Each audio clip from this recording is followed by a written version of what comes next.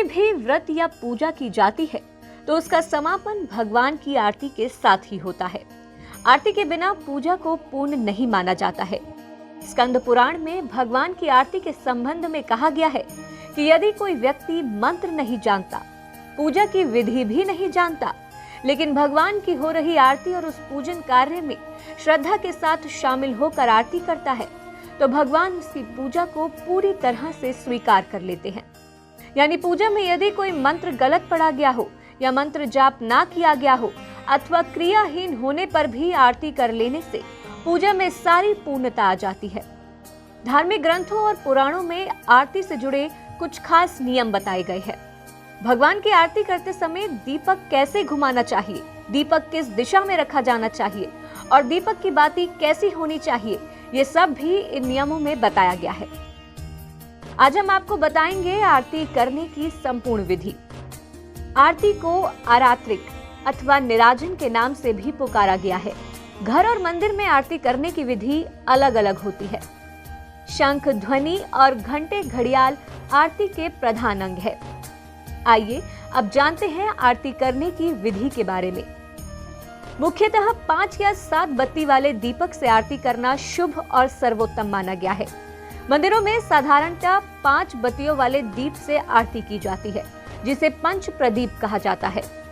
आरती के लिए दीपक जलाने के बाद दीपक को प्रणाम करके निम्नलिखित मंत्र बोला जाता है।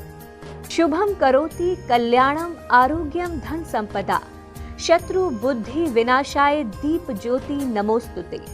दीपो ज्योति परम ब्रह्म, दीपो ज्योतिर्जनार्दनः, दीपो हर्तु मे पापम, संध्या दीप नमोस्तुते। आरती के समय शंख एवं घंटे, घड़ियाल का वादन करना आवश्यक है। जब हम आरती करते हैं तो सर्वप्रथम भगवान के चरणों से प्रारंभ करना चाहिए। चरणों में 4 बार, नाभि के सम्मुख 2 बार और भगवान के मुख के समक्ष 1 बार आरती घुमानी चाहिए। फिर 7 बार भगवान के संपूर्ण शरीर पर अर्थात चरणों से मस्तक तक आरती घुमानी चाहिए। इस तरह से आरती करने में 14 भवन जो भगवान में समाये हैं उन तक आपका प्रणाम पहुंचता है।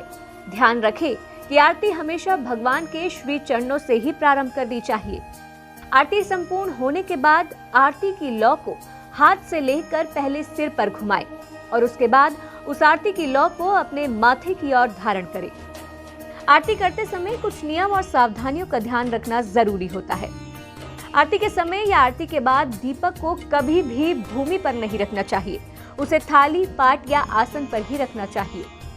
दीपक में शुद्ध घी या तेल डालकर दीप प्रज्वलित कर सकते हैं। सरसों और नारियल के तेल का उपयोग विशेष परिस्थिति में ही करते हैं। घी का दीपक भगवान के दक्षिण की ओर अर्थात सीधे हाथ की ओर, तेल का दीपक वाम भाग अर्थात बाईं ओर लगाना चाहिए।